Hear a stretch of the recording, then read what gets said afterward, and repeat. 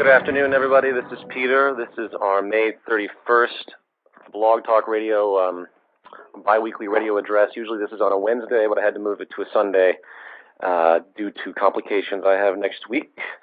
I hope everyone out there is doing well.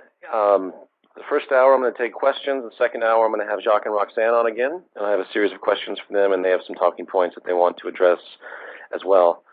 And the first thing I want to say before I jump into your questions is I know some of you out there have been waiting for chapters, the chapter templates, and that's something that we've been developing. It's taken a lot longer just to get everything nice and clean. And as far as the American templates, American chapters are concerned, the 50 states, we are going to actually be hosting all of those. I can't remember if I mentioned this last broadcast, but if you want to have a custom template, you're free to do so, but we're going to create a server with all 50 sites hosted in a very simple architecture, just so it can be easy and straightforward, and the information can be transferred very easily without too much overlap or misguided elements, which tends to happen when there's full independence. But the 50 chapters should be up this week, and then I already have people on hand that are going to start maintaining their section. And if any of you out there in the community groups that work in a particular state, and you want to head or help head a state chapter, please email media@thezeitgeistmovement.com and let me know your background and what you think and how you heard about the movement and stuff like that, and we can try to get things set up. This is the next level as far as the states. We've got to get state chapters and then eventually city chapters. And again, the templates will be available for international chapters and city territorial chapters internationally as well. So that's one aspect. The second one is the lecture presentation event packet. That's something that I've taken forever to do, but I'm basically going to have a open source slideshow similar to what I did in New York, similar to what you see in the video that's presented, and it's going to be in a program called Open Office, which is cross-platform, open source, I believe, and anyone can utilize it, and it can be easily transferable into the presentation software of your choice, such as the Macintosh program and PowerPoint. I can't remember the name of the Macintosh program right now, but those are the two dominant ones. So that will be a big package that will also assist anybody that wants to have an event and provide tips in general. So I'm hoping, and that will be available through a torrent. It will have lots of different files for it and pamphlets and information. So I'm hoping to get that together soon. I apologize for delaying that. This is really what everybody should be doing. They should be learning the information and setting up small events in your area. That's the most critical thing in my mind. The third thing is this media project, which I mentioned the last radio show, the Zeitgeist Media Project. And I'm going to be in touch with the Venus Project about this because I want to get their input and establish something that's nice and effective. For instance, we've already talked about people that are involved in 3D. If you want to help render some of Jacque's drawings, some of Jacque's models, and create these environments, that would be wonderful because that's really what needs to happen. We need to get this technologically up to date. So much amazing work that Jacque's done, and if you have the ability to put that into a computer, so to speak, and output a really nice 3D rendering in motion, perhaps advocating lifestyle, anything like that, simple, of course, initially, that would be wonderful, and that's exactly what the media project initially is going to be about. But as I mentioned last radio show, we'll also have social content and other aspects like that. I'm probably going to have another website dedicated to that. So those are the three main things I want to talk about. Things are slowly developing with the website. It's just been one battle after another to get things where they need to be in a comprehensible manner, but we're going to get there. And again, I want to thank all of you out there for your patience and everybody that's been helping, too. There's been lots of volunteers that are helping, and I really appreciate that as well. So let's jump straight into your questions. Number one, how does the Venus Project Society decide on two different solutions to solving a single technological problem? Well, that's an interesting question. Obviously, it would be based on merit. Which is the most conservative, the most efficient, and the most sustainable? And I think that would weed itself out. I'm not quite sure what you mean. I assume if you have two equal approaches, well, obviously there'd probably be an aspect of them that isn't equal, and then you weed them out. If they're absolutely equal, then there's really no argument. So I hope that answers your question. Number two, if I helped to patent a technology or a process of some sort, would it be a bad thing to donate royalties earned, if any, directly to a sustainable cause, for example, the Venus Project? Wouldn't donating 35% of it to the Venus Project be a good thing, even if I worked for one of the Federal Reserve-supported banks? I know exactly what you mean by that, and it's really just has to do with kind of a conscientious threshold, if you will. It's we all have to engage the system. We all have to do what we need to do to survive on some level. And as we all know, at least hopefully most of you do, that what we're doing is inherently corrupt. That's just the way the system is. You can't engage in this system without engaging in some form of dishonesty and hence corruption. That's just the fabric of it. So you have to pick your poison. As most of you might know, I've worked in advertising, one of the most hideous institutions out there that does absolutely nothing. But I've had to do it because it's profitable, and you do what you have to do, and it maintains my particular expertise in video editing and music and things that, in abstraction, I appreciate doing.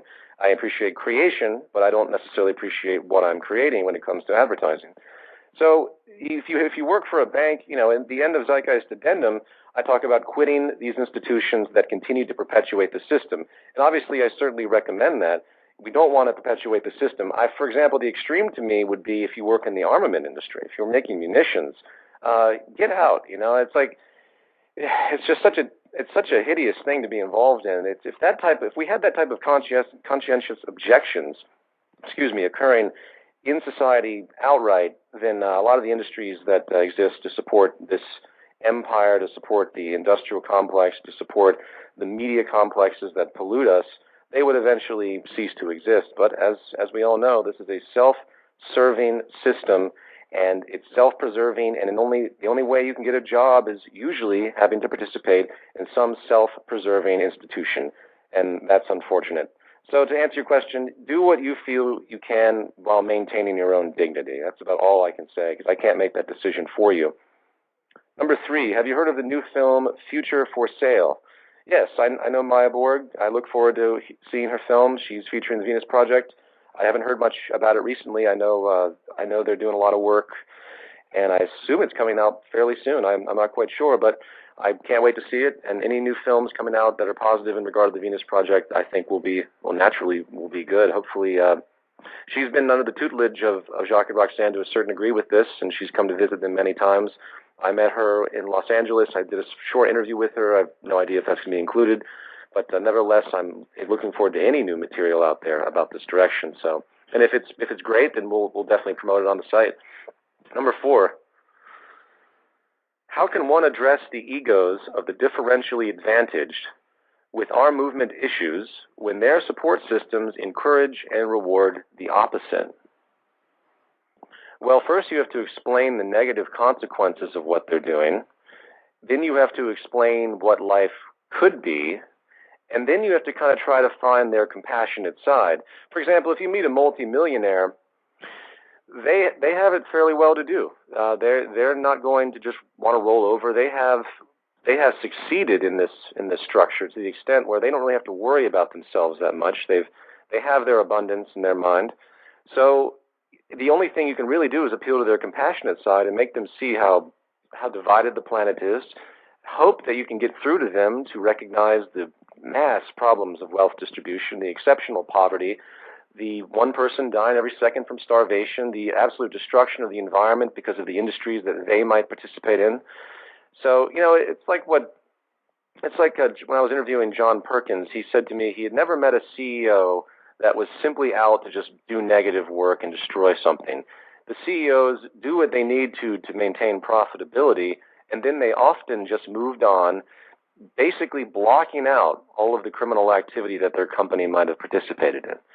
So, again, it comes down to the self-serving mechanism. You have to begin to appeal to them in a way that hopefully will turn them around and feel they will gain a moral perspective about what they're doing. And, that's all you can really hope for. Also, the second aspect is to explain what life could be. I agree with Jacque. I think that people in the future in the resource-based economy will live better than millionaires live today.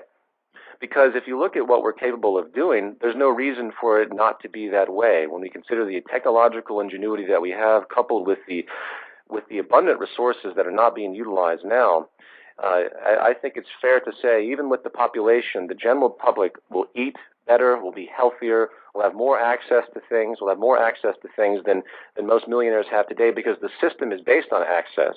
It's not just based on differential advantage-based derivatives of money, which enable someone to engage in a certain echelon of social status and acquisition. So to answer your question simplistically, you have to just try to appeal to their human side, so to speak, and that's really the best thing you can do. Number 5. Do you think it is essential for people to understand that we are all products of the same system and that our values are environmentally determined, from an Iranian child to an international broker, so we stop blaming a small group of people for the problems of society today and start taking responsibility for our actions and the future of our society?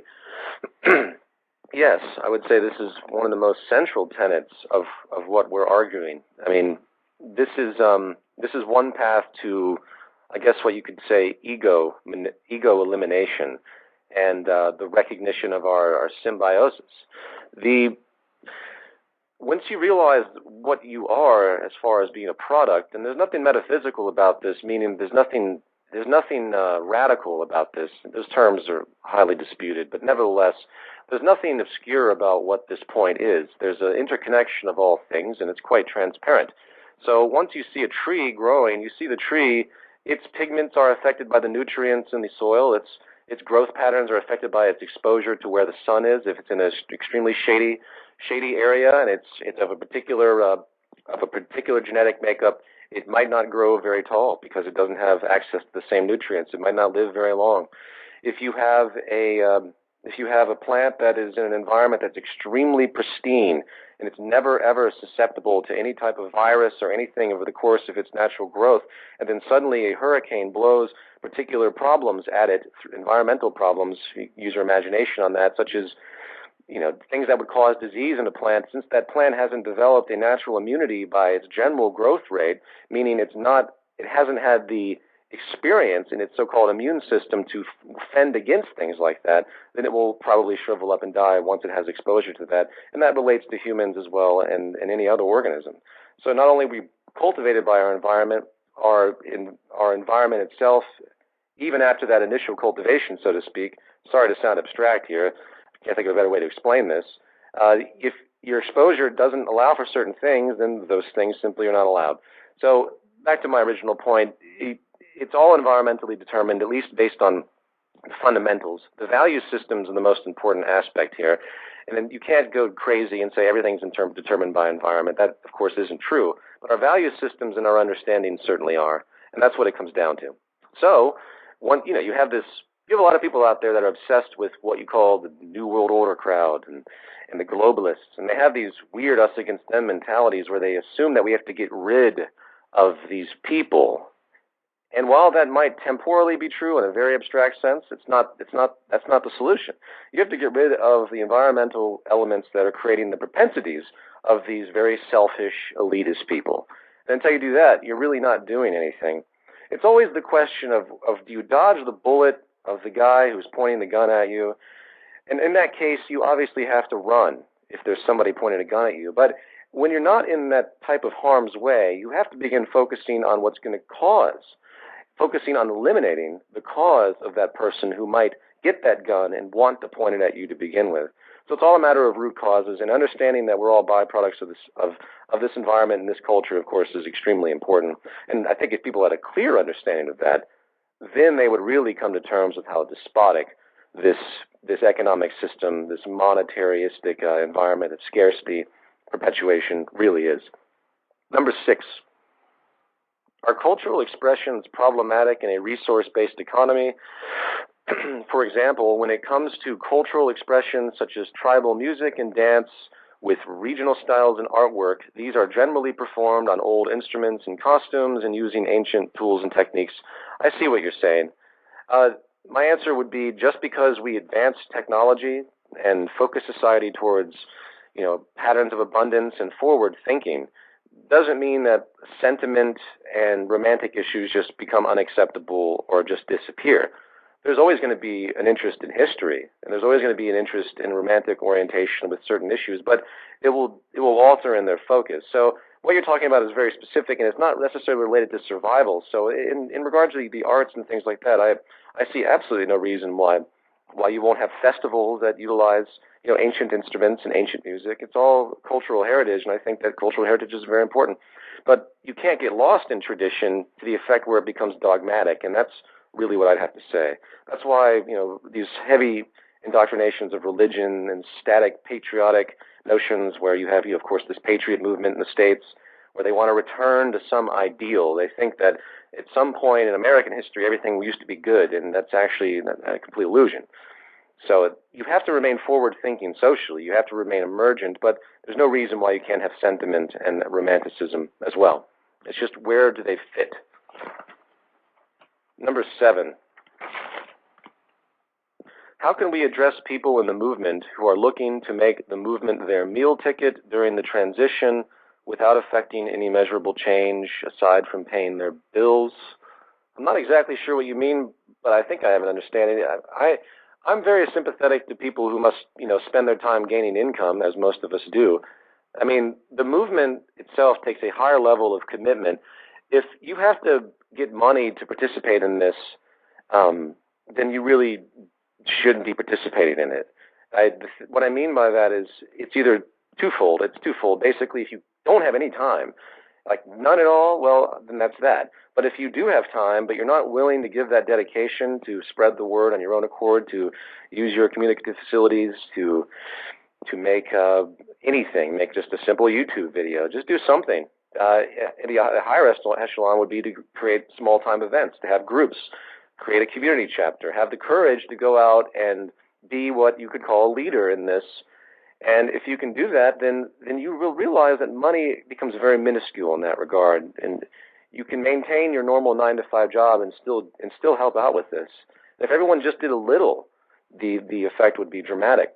So I hope that answers your question. I mean, if anyone comes into this expecting to be hired, I get emails from people that want to be hired by me, and I instantly write them back and say, "There's no office for this.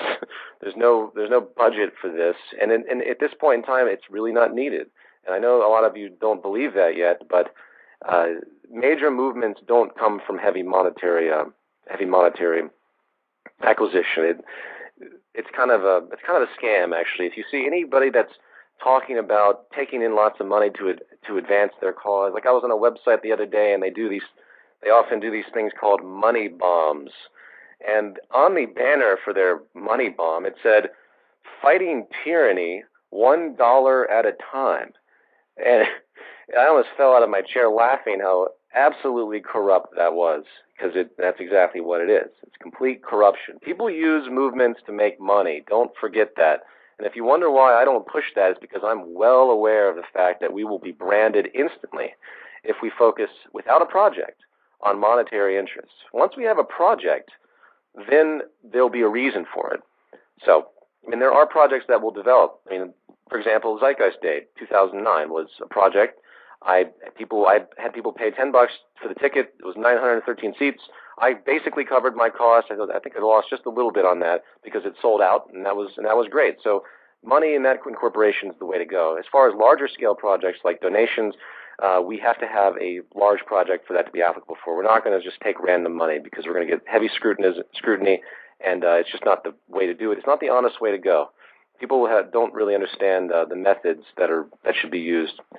People don't understand the most effective and acceptable methods that will not gravitate towards corruption or the assumption of corruption, and that's very important to me.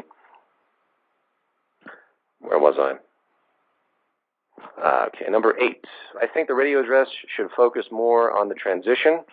I think all of us can agree on the movement's basic message, so instead of discussing minor issues about life in a resource-based economy, which is too far into the future, we might not be able to achieve free speech, as it is continuously being restricted. We could address the challenges we're facing now and might encounter in the transition period. We could address the challenges we face now and might encounter in the transition period and how we can overcome them. I agree. We are going to address more of that as soon as things get more developed with the site and all the information for public awareness is in full force. We have the teams operating. We have all of these things happening. Things are just not moving fast enough. As far as the transition, people need to understand what we are transitioning into extremely clearly. Otherwise, we might end up someplace very different. So while I think a lot of people will say that they understand the direction, I find that after a certain degree of analysis, many of them do not. I'd say 8 out of 10 people that think they understand, they actually don't. They don't understand the broadest element. Some people think this is a city community type concept where we want to start a new system, a new society in and of itself, like when I talk about the city systems. But that's not the case. We need to create a new social imperative, a new social outlook. This entire thing is about reorienting the culture. It's not necessarily about technology. These are all tools that will enable this new type of cultural revolution, this new revolution of consciousness, if you want to put it poetically. So I hope that makes sense. The transition is going to kind of present itself. I can give endless scenarios, but I don't want to at this point, and I probably will in the film. But really, it's about getting the information out there. The transition could be very quick and very smooth if enough people were aware of the direction. It's almost like the transition will occur in and of itself once people understand, and that doesn't mean it doesn't need to be guided. Of course it does. But don't get too obsessed with the transition plan at this point. We're not there yet. And Jacques talked about this before. I might bring this up again to him when they come on. So I hope that answers your question. And yes, but the other point being that we will have to begin to address problems that will restrict the flow of information and fight for free speech on the internet. And I've mentioned this before, and I'm keeping one eye on all of that. And we will have activism aspects that start to engage things like that soon. Number 9, what do you think about joining our forces with those religious or right-wing people who are fighting against New World Order? Should we leave the religion debate aside until we get rid of those psycho bankers? I think I already addressed this point. Ultimately, we're not going to get rid of the psycho bankers. They are going to keep manifesting just like the trees do. It's what the environment creates. As far as religion is a powerful staple of the zeitgeist in the world today, and we can't just shy away from the subject. I've been very courteous with this. I've tried to subdue all of the angry emails that I've gotten, all the angry websites that say I'm anti-this and anti-that, when I'm actually pro many things. I'm not necessarily anti-anything. The issue is so contentious and so emotional, and I agree that we should engage in positive information rather than negative information, meaning we shouldn't bash things. We should go after positive attributes which will actually override those initial issues. So I hope that answers your question. We have to continue to address all issues. There's no taboos here, and there's no way we're not going to step on toes and offend people. People will be offended by anything. There's nothing that we can do that will not engage offense.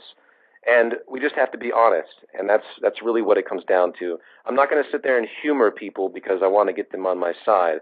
I'm going to do my best to be strategic and communicative, but at the foremost, I want to be as honest as possible.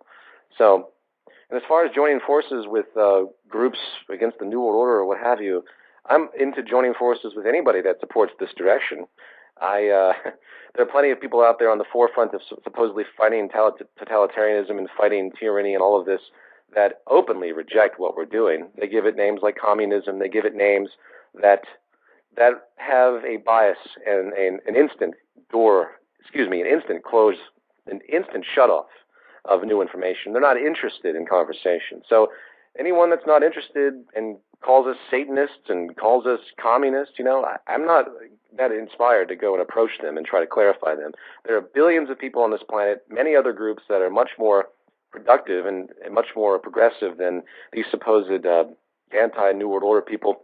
And please understand that a great majority of the New World Order interests that exist now are absolutely superstitious.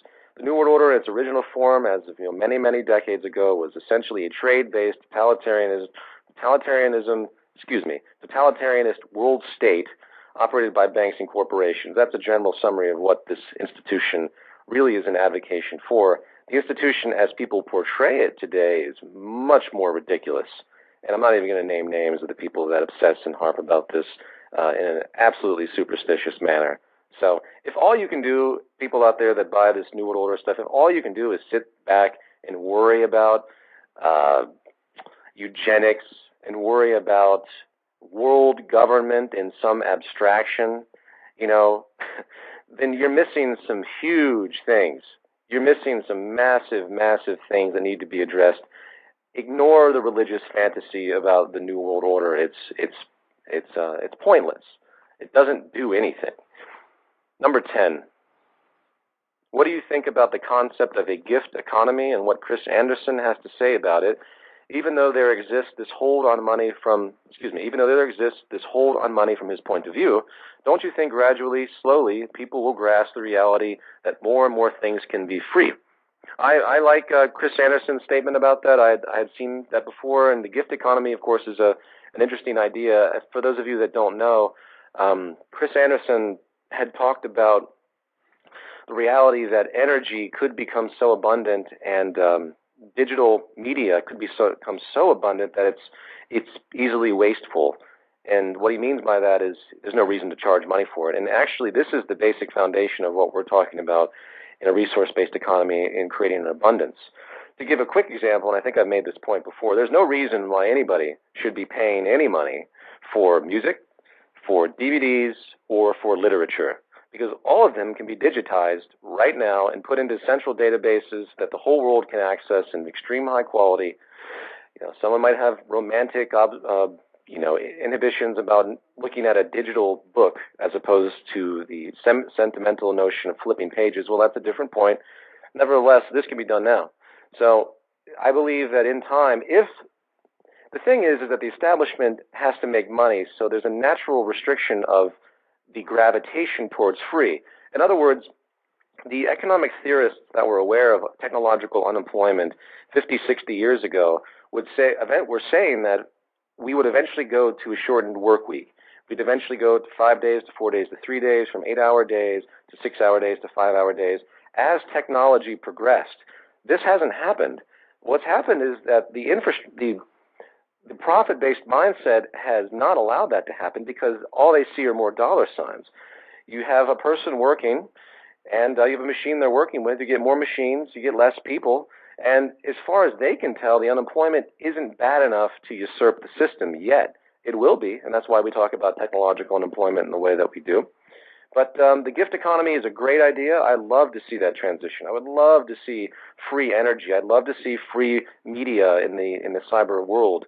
I would love to see work cut down to multiple days a week because of the abundance of technological employment. This would be the fantasy. This would be the ideal transition. But I have to admit, and I think Jacque would agree, I'm extremely cynical about that occurring because it doesn't feed the profit system. It doesn't feed the free market system at all. It doesn't benefit those that want to maintain their social stratification.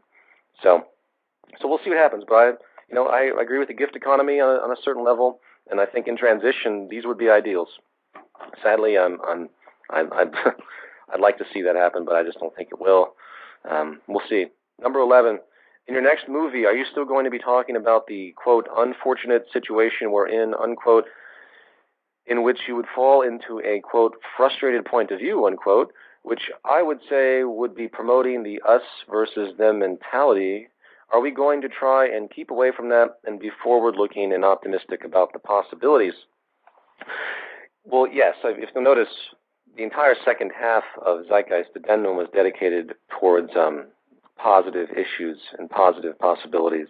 In fact, that is the middle point of the entire Zeitgeist trilogy, because the new film, while will indeed talk about problems, it's not going to be talking about problems in any type of us against them mentality. It's going to talk about actual statistical problems. It's going to talk about things that no one can dispute. It isn't about us against them at this point. It's about the destruction of the environment. It's about the destruction of the human species. The planet isn't going anywhere, in the words of George Carlin. We are. We're to killing ourselves. We're not injuring anything else. We're setting ourselves up for disaster on both environmental and social levels. Nuclear warheads are still very much in existence. Little things like this North Korea little issue, which, it's all for show as far as I'm concerned, but nevertheless, you never know what could be triggered. Nanotechnology, if you think nuclear weapons are bad, The positive attributes of nanotechnology, if you've looked into this, are weighed out by some extremely horrific possibilities of abuse. That would make a nuclear weapon look like a baseball bat. So these are issues that have to be addressed. So, but yes, I'm going to focus on positive, but you can't just focus on positive. It's not honest. You have to focus on in a balanced perspective, and that's really what I'm going to try and do. I'm definitely going to be optimistic. That's the whole thing's about optimism, because we have tremendous possibilities, but people need to be aware of both. Number 12. Do you think a TV film production focusing on a resource-based economy of low production values would have much impact? Do you think for this to have the impact that it needs, it should have quite a bit of money behind it? What would be an ideal scenario? Well, money behind it would simply mean that we have more access to high-end resources to make it presentable in a way that would make it look like, say, a Hollywood production. So the general public, when they come to see it, don't see, a grassroots documentary. They don't see shaky camera angles and stuff like that, or bad animation. So, low production values can be good. I guess it's more to the effect of how well it's written. There's many variables there, but ideally, the ideal is that we get a major producer to do it. I mean, independent, through time we might be able to do an independent production of a very high quality, pulling in different animators and volunteers, but I'd really like to see it get picked up by a major distribution company, by a major director, because all the great ingredients are there. We're working on the script now. The Venus Project is. I heard a little bit of it last time I saw them. There's a lot of great progress. And once we have that, I think we can walk into a major house and sit down with a major director and show them not only the script, but Jacque's incredible visual library. Because the beauty of this is that Jacque already has the visual stimulus for it. He's got his amazing drawings and unique models, and then all they basically have to do is emulate that. So a lot of the creative problems that would spark from creating a new futuristic system aren't there. So I think that would be a great incentive for a director to jump on board. So we'll see. Number 13. What of the future of machine maintenance? With so much technology and automation involved, what of malfunction and maintenance? Should we really send or conceive of machines and automated constructs to solve every problem for us? And I'm including the far future here as well. What of machines that fix machines that fix machines? Who maintains those? More machines. Well, in an amusing answer, you're basically correct. Robotics and programming will continue to expand in ways that we can't even imagine. Artificial intelligence, machines that can self-repair, self-repairing circuits, machines that have nanotechnology built into their structures where if there's a problem, it's instantly detected, and then these tiny little nanobot machines can go in and repair structures. That would be in the very distant future. What you have to remember is that machines can be created to work much longer than what we assume they can now. In society today, as I've drilled into you guys, I think we have the need for cyclical consumption. Even the most advanced machines have an inherent aspect of flaw based on the need for the company, based on the requirement of the prior company to make, the company that produces it, to make money off of the selling of that machine. And in the back of their mind, they hope that the company that purchased the machine will come back for repairs and come back perhaps for more machines or replacement machines. In the future, things will be designed to last. They'll be designed to work and not be bought and sold. And I think that's a dramatic shift. Titanium has a lifespan far exceeding our normal lifespan. Coupled with extremely advanced methods of production, you can create a machine that has an incredible operating lifespan that far exceeds the human lifespan, which would be fantasy to us. That's really all I can say about that without going into too much detail. And the real issue is that even when people maintain the machines, and as I mentioned, through the transition, less and less people are required, there's no basis for an economic system after a certain point. At what point will we decide that this system can no longer work? 10% unemployment, 20% unemployment, 40% unemployment, 80% unemployment? At what point do we see we have to do something different? And in a system like a resource-based economy where everything is provided for everyone with access, where every contribution is equitable to all people, where there's no vested interest at all, you'll get an entirely new breed of people that will want, and I think this is your point, that will want to help in the service and maintenance of the systems that are operated. And it won't be people in the future, it won't be people that sit there with a hammer and a screwdriver fixing things. It'll be large system overseas. overseeing large systems operations. We already see this in many advanced Japanese automotive plants, and I'm going to talk more about that in the new film. Number 14, what about Indians that want to continue to live in their natural environment without too much, without machines, etc.? Must everyone participate in the Venus Project, or is there room for other people that want to live in another direction? Yes, of course there's room. I mean, this isn't forced on people. I think in the Q&A, the FAQ on the website, if you go to that, I believe there's a Q&A post that says, will people have to live in the cities or something like that, and Jacque addresses that very thoroughly. There's, the benefits of the society, the system, the cities will be such that it would be very irrational. But, even today we have the Amish who choose to live without modern conveniences. As time evolves, I think that it will just seem illogical for people to live that way, but tradition is powerful, especially at this point in time. Religion is powerful.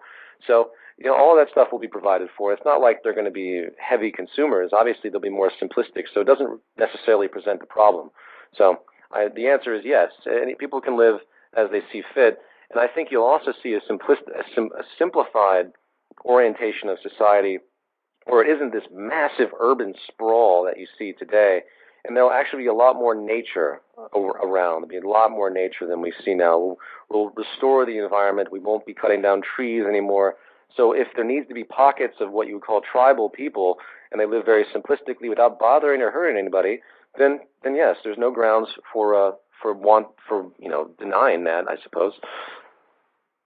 Number 15. How will the movement be untroubled from the infiltration of the elite or mighty people that have bad interests about humanity and people? In the transition, the movement will most definitely be infiltrated. It's just going to. There's no way that the system will transform without extreme attacks, without the established orthodoxy, so to speak, getting up in arms.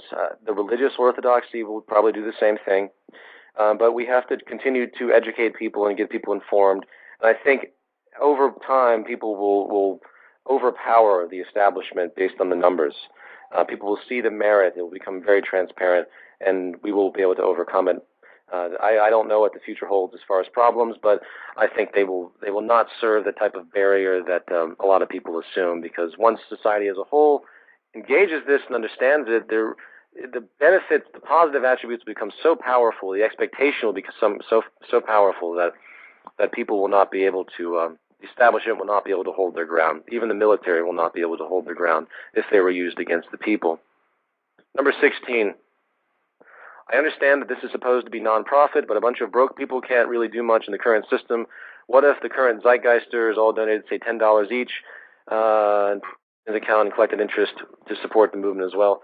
I'm not interested in doing that arbitrarily. Again, if we have a project, then that will be figured out.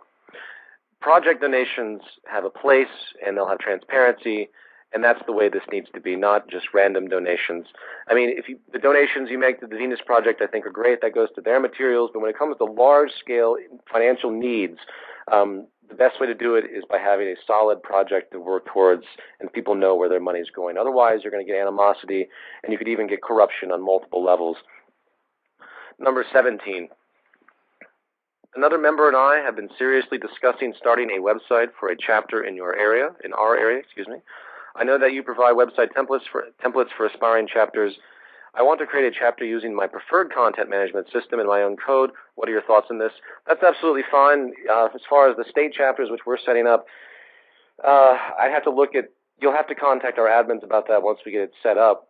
If you want to set up an independent site and you pay for it, then it's as long as it resembles our site in some form of style and the content's there, there's no objection for that objection. We're just trying to make it simplistic and somewhat centralized so the information can transfer fairly easily.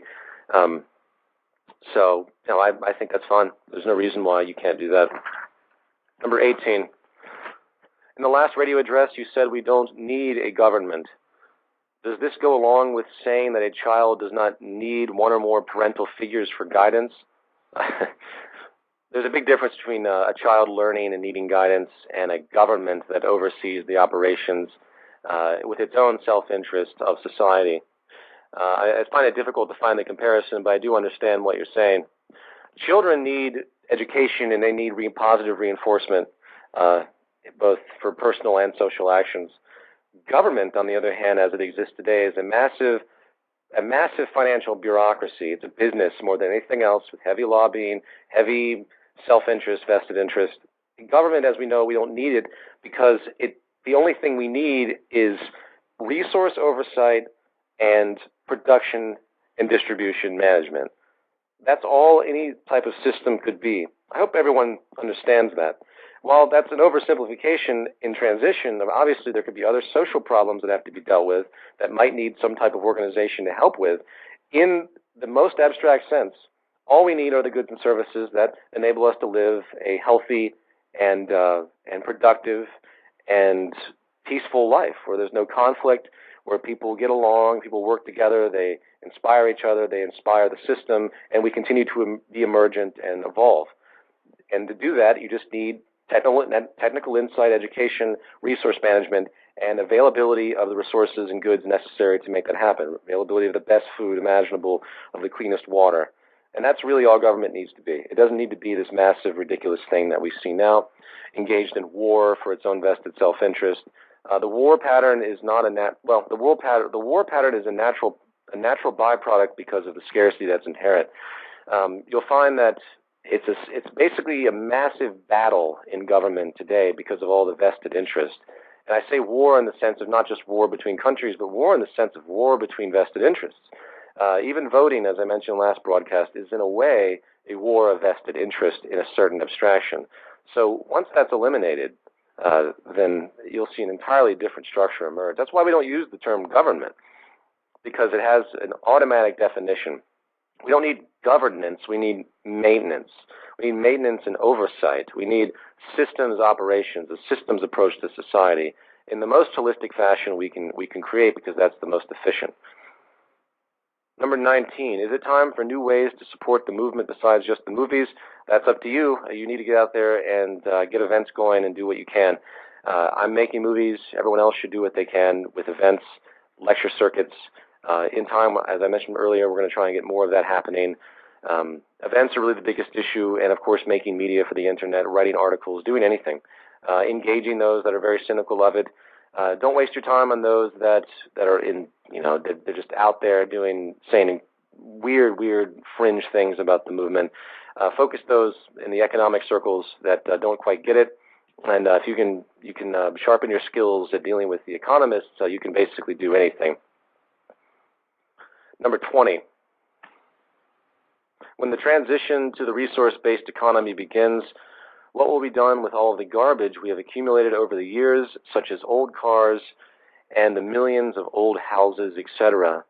Well, if the systems were applied correctly, if the processes were applied correctly, we could recycle so much than we do now. There really isn't that much interest in recycling in our current system, because it really isn't financially rewarded. So once the financial element's gone, and once we have people that see the value of recycling, see the necessity of recycling, I think all of the waste of our current system could be put to good use eventually. In a more advanced stage, you'll have nano disassemblers, where a certain object can be placed in a certain area where disassemblers are programmed to disassemble something molecularly. This can be done with problematic materials that have extremely long decomposition rates. But that's way down the line. Those don't exist yet, but they exist in the human body, but they don't exist we can't create them yet. But nanotechnology has been talking about that for about a decade. So these are other possibilities. I'm not really worried about that. I think if the initiative was there to overcome the pollution, we can figure it out. There's even bacteria that's been engineered that could clean up oil spills. Number 21. Isn't it more likely that technological unemployment will lead to fewer hours per day than a collapsed labor system? I just addressed that in a prior question. I think, is it more likely? That's the debate. I'm not sure. I'd love to see that. I would. But I don't know if the system will support that. I don't know if the profit system will enable that or allow that. Considering the mass unemployment that we see already, you'd have to have a major financial shift in the approach of the corporations, and I just don't think they're willing to do that. The reward isn't there for them to do it because they don't think sociologically. They're not thinking that broadly. Excuse me. Number 22. Will all information be available to any person, meaning full transparency of all information contained by all computers to all people of the world? Well, privacy, I think, in the transition will always be an issue. But as far as governmental, so-called governmental meetings, as far as meetings of interdisciplinary teams and anything related to the social operation of society should be absolutely transparent.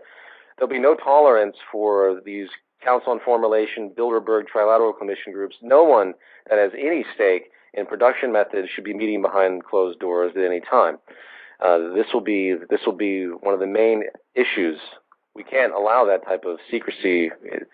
That type of secrecy has a reason. Anytime you see private meetings between anything, it's a collusion and it's basically a corruption inherently, especially with those organizations that have strong relationships to society's functionality. Number 23. How do our tenets and proposals address evolutionary, environmental, and biologically natural existing scarcities? Well, there's always going to be limitations on the planet. There's always going to be, there's always going to be natural limitations on the planet. Perhaps, for example, land is a good example. There's only so much land, though it would not surprise me that we could create land masses in the ocean eventually. It would not surprise me that we could shoot a rocket into the atmosphere and blow out through nanotechnology another spherical structure that can be terraformed very easily and basically recreate planets that we can live on. All of these possibilities are there. There's plenty of things that can be done. The universe is the final frontier. Space is the final frontier. We live in a massive, massive universe. I know it sounds science fiction to talk about things like that, but I would not be surprised in our generation if we begin to see extremely large space stations be created that resemble, states. This is not out of the realm of possibility. As far as other aspects of natural scarcity, you have to be more specific. There's always limits on some level, but we can overcome those limitations that create conflicts, and that's the real issue. People will have to understand the environment. They have to understand, again, the current carrying capacity of the Earth and how that carrying capacity is enlarged by technology, things like this. Number 24. Evolutionary theorists have begun to regard sexual selection as a primary contribution to evolution of our superior intellect and implementation of tools, technology, and each to the development of complex language. This theory suggests that social stratification can develop out of the scarcity of more or less beautiful sex partners. Regarding the use of positive social conditioning to address this, the theory suggests that tendencies towards what is beautiful is universal among our species. The universal judgment of what is beautiful stems directly from a comparative point of view and therefore could never be satisfied by abundance. It is essentially human rarity. What are your thoughts? Well, I don't see any evidence that denotes that there is a universal beauty implication, if I understand you correctly. There have been studies done that would say things like, well, men like women with large curves in their thighs because they're childbearing, or in other logics like this, or women like men that are extremely big and large and built because they have a higher possibility of defense or of being better genes for reproduction. There's a book by Robert Sapolsky that I was reading. I don't have it on hand, but he gives an example of his baboon troop that he studied, and he talked about beauty and how it related to the baboon troop, and he had some interesting examples about how it really wasn't clear-cut at all. You'd have these big alpha males that would typically, based on this argument, be the ones that attract the most females, and while that holds true in certain circles, it did not hold true at all in other circles. In fact, many of the females would reject the most dominant, and they would go for the smaller, more feeble, but yet much nicer males. So the idea of beauty being some kind of fixed issue has long been debated, and I frankly think it's almost exclusively culturally based. It's almost exclusively a cultural phenomenon, and the scarcity that exists is a cultural scarcity that's been imposed. And I think that holds true. If you go to African tribes that have like women with the massive discs in their lips, or voluptuousness that you don't find attractive, most don't find attractive in the Western society, all sorts of strange status issues that relate to vanity. Again, why do they behave in this manner? Why are they attracting the most males or the most females, depending on what they're doing? Women that extend their necks and social status. It's interesting. It's very interesting. I have to say it's absolutely subjective, and it's absolutely imposed by culture. So I hope that answers your thoughts. I don't believe there's any kind of universal issue there. It's all based on culture. And once we move out of the obsessive vanity that we currently see in our system, I think you'll see an entirely new culture emerge that doesn't just look at tits and ass when walking down the street. That doesn't have that perpetuation that we see over and over and over again in all media. It's fascinating. I see women in the subway looking at vanity magazines of other women dressed up, and it blows my mind. It just blows my mind. The vanity is unfounded, and it's just incredible. I could talk about that a lot. I find it amazing. It goes to show that people can be basically conditioned to believe just about anything. Number 25. Many people have problems with learning. Some learn independently, but most need assistance, and especially human assistance. This produces human scarcity again. For example, Jacque Roxanne, everyone would like to meet him personally, but there's no physical possibility for this because there's no time. Well, again, this is one of the natural limits of our physical reality. But Jacque Roxanne can make videos. He can get his word out there. He can have webcasts that millions of people can watch. Human scarcity, well, obviously we're all individual and hence we're all scarce, but I don't think that has any ramifications to the broader issues at hand when it comes to what causes conflict in society and what can create an abundance of necessity, and the abundance of necessity which will resolve all sorts of issues that we have problems with today, which generate war and social stratification, all the real issues. I don't think this is, it's an interesting point, but it's not really a real issue. Number 26. Do you think the establishment will go to great lengths to keep this system going, like reforming it or changing it in some way that it will drag on for much longer? If so, do you know how they will do it? I think I addressed this earlier. The lengths the establishment will go will be to deem the thing, the media will deem it in some kind of, typical communist fashion, socialist fashion, and then the religious community might come out and deem it in some other capacity. The technological and capitalist community will come out and probably create things too. If you look at the history of science and technology and traditional rhetoric, almost every new idea is met by opposition by almost all sides. I have a great book called Medical Apartheid, which is about how the medical establishment in the late 19th, early 20th century were rampant with all of these highly prestigious PhDs that felt that the black community were of a Darwinistic lower race, and they would use all these examples that would say that, if black people were not slaves or kept segregated, they would go insane, and they would try to back this up by actual clinical studies. They would show photographs of monkeys, and then they would show facial structures of black people. It was unbelievable. Unbelievable. There was actually, in the early 20th century, in 1910, there was actually an indigenous black man, a widow, who was brought from his tribe and put on display in the Bronx Zoo next to, other jungle animals. I mean, my point being is that you have to have a lot of cynicism towards the establishment and so-called experts, and you have to really think carefully. And that's why people say, well, why aren't there more scientists behind this movement, behind the Venus Project? Well, why aren't there more? Where were the people that agreed with all of Da Vinci's ideas, or Newton's ideas, or Galileo's ideas? There's always comes from an isolated perspective, and I hope people can relate to that.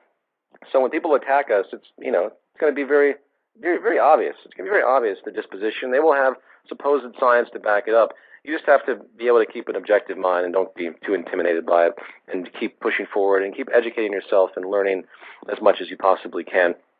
But the establishment will do whatever they can, but they're not going to be able to survive, because nothing is in favor of them except their own self-perpetuation. Everything of this natural emergence that we're going through will override the establishment one way or another. It might lead to some seriously catastrophic events, but nevertheless, I have complete confidence that this transition will occur. It has to. Number 27, listen to your radio address. It seems like you were saying that fantasy novels are harmful to children and that they should instead be taught what is real. It also seems that you didn't agree with that fantasy could help a child explore their creativity. In my experience, Sci-fi fantasy novels tend to encourage the child to question what they are. We should also remember that much of our science today and what we are planning was considered fanciful wastes of time initially. Well, I think you kind of misunderstood what we were talking about. It's a big difference between giving someone a creative idea, such as science fiction, and creative forms of thought. I used to like early Kurt Vonnegut novels because they were very thought-inspiring. They were fanciful, but they were very interesting, and he had a lot of unique science that was kind of blown out of proportion, but still inspired creative thought and imagination. Imagination is very, very important to inspire a child, but it's a big difference from Santa Claus, from a mouse turning into a pumpkin carriage, or Walt Disney. It's a very big difference from nonsensical fantasies, Easter bunnies. This is the type of thing that has no creative function whatsoever. So I think that's really the best way to describe it. It's a spectrum. Number 28. Who would protect children against problems such as uncaring or deadbeat parents and child molestation? Who would control complex decisions like child adoptions without any sort of state or government above? Well, it's not really the correct question. In the transition, there will need to be institutions as they exist today to handle all sorts of problems like that. My mother was in social services for years, and I got to see firsthand the incredible degenerative acts of certain families, generations upon generations of child abuse, of molestation abuse, all sorts of incest issues. And it basically a lot of it comes from all sorts of environmental aberrancies, but it really comes down to the system, and I think that's the first question you have to ask. So we're going to reduce those issues substantially, hopefully to a point where they're not even relevant. And, in a community that someone wants to have an adoption, it wouldn't be set up like some, CPS type thing. It could be a normal service like anything else in society. Again, in transition, you'll have to have so-called watchdog groups to care for humanity. Of course, that leads to corruption on a certain level. I mean, if you have a family that has a kid, they can't support it, and they beat it, they don't feed it, well, someone has to step in and do something. Obviously, that's the community family doing something. But it's always a gray area there. But in the transition, things like that will have to occur. But our goal is to eliminate the causes of those issues, and that's really the big issue. All right, one more minute before I bring Jacque and Roxanne on. Will sports and competition fade out in a resource-based economy such as football and soccer? I know there are avid football, soccer fans conditioned by society. I can't imagine a world without sports. In the transition, sports will occur, but the basis of sports and the basis of competition will be reduced, where you don't battle each other to win. You battle to help yourself and to improve yourself. I think I've already given the example of someone playing tennis against a computerized system, and you come back and you play against yourself again.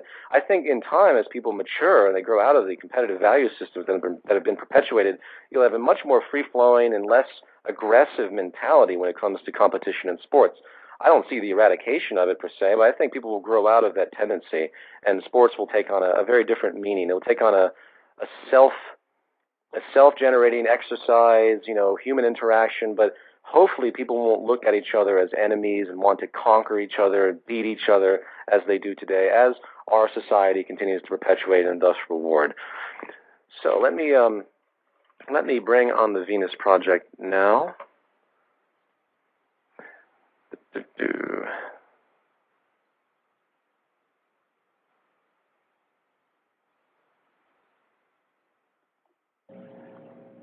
Jacque and Roxanne, are you there?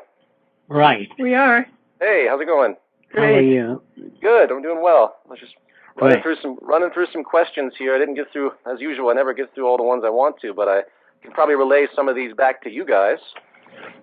I know there was a few of them that were actually addressed towards you. So before we begin, is there anything you guys want to bring up? Any news or anything specific? Well, I prefer to really answer questions if I can. Okay, sure. I think that's a good way to go. Here's a question from a forum member, and apparently about 2 weeks ago, you made a comment, Jacque, about philosophy, psychology, and psychiatry, and you were denoting how they had a certain degree of irrelevancy to society. And this person wanted clarification on that point. Do you know what his context? I do recall that. Okay. I think that the best way I can answer that is it seems that psychologists and psychiatrists work on the individual. Right. And I really believe their problems are generated by the environment, the culture they're reared in. I really believe that working on the individual is sort of ass backwards. You really have to alter the society that produces the kind of values that are aberrant, that make it difficult for people to relate to one another. I believe that that is somewhat deliberate in our educational system. I go along with the concept of Einstein that said that he felt patriotism is a disease in that it separates people and it doesn't help us understand the contributions made by other nations. Our major problem, if I can tackle that now, Sure, is really that the difference between science and politics. In politics, you have a lot of usually businessmen or lawyers trying to work out a system in which no research is done at all. If you get into the physical sciences, what they do is they come up with a concept of structure, and then they test that concept. They twist the structure, pull it apart, and if they're putting up a building, they precast the concrete and put it in a compression machine to see what kind of loading it can stand. If they make an airplane, they study aerodynamics, how the air flows over the wing and the body, in order to arrive at an operating system. But in politics, it's as old as time. They sit around discussing things, and they're never put to test. And so politics really can't go anywhere because it doesn't deal with anything. It deals with opinions, feelings, which are great 200 years ago. But today, we really have to work with a different system. And the system that I'm about to talk about is the procedural system of the Venus Project. In other words, instead of designing buildings and putting people in them in houses, what we design is an entire system. So the city itself is based on the carrying capacity of the environment. So is the whole project. In other words, as we bring nations together to work as a cooperative team on the earth, take care of the environment, restore the oceans, rebuild the reefs, and restructure our education so it's relevant to conditions that threaten people. Instead of killing one another as they do in wars, as politicians usually conclude, we would train people or educate people to become good at problem solving. So what we have to do is learn how to bridge the difference between nations, not kill. Killing is a very old solution. It never worked. It always produced hatred and resentment and destruction and pollution in the environment. There's just no limit to the amount of pollution if we get into another military conflict. So the military conflict is a supreme failure of nations to bridge the difference. And I feel that the only way you can do that, bridge the difference between nations, is to make them part of a global system in which all of the world's resources are shared by all the world's people. As long as you've got separate nations that control resources or the greater deal of the world's resources, you are going to have trouble. All nations want a piece of the pie, and that's your problem. The same with labor unions. Labor unions are very good for labor, but if the price that they demand goes up, the price of the car goes up. So labor unions are interested in getting a piece of the pie. I'm interested in all people getting a piece of the pie, not fighting for any group. I'm not interested in women's rights, Jewish rights, Polish rights. I think that all people should have free access to the necessities of life without servitude or debt of any kind. Anything less than that will be a continuation of the same problems we've had for centuries. In fact, that we've had the same problems for hundreds of years, and normal people are brought up to believe that that's human nature, because the conditions have always been that of scarcity, deprivation, and artificiality. One of the major forms of artificiality would be the concept of a free society or a democratic society. You've never had a democratic society. In a truly democratic society, you would hear all points of view on Sunday, all concepts of religion, different concepts, different presentations, including atheism, agnosticism, and it would be up to the American people to turn it off. But when you've got one point of view on the air, every broadcasting company, remember, has vested interest. They depend on funding for advertising, and they sell corporate interest. So how are they going to be objective? You have military people on the air and all the major broadcasting companies talking about the war. You don't have sociologists, social scientists, social psychologists giving their point of view. Of course you don't realize what's missing, because you've never heard the truth. The truth is that we've never had democracy. In a democratic society, all children will be given the best of education without a price tag. In a democratic society, all children would have access to nutritious food. In a truly democratic society, you would hear all points of view. Just as if a person accuses you of something, you have the right to face your accuser in court. When our president talks against another nation, you said you should invite the prime minister of that nation to give his point of view. We don't have to agree with it. Then we should invite the prime minister of Sweden, who says they're both wrong. This is how I see it. That would be a democratic society. Every point of view on the air. You've never had that, and you will not have that as long as you stress the free enterprise or the monetary system. Any conversations other than that which supports the monetary system would be a threat to this system. Even the army is artificial. Even the war is artificial.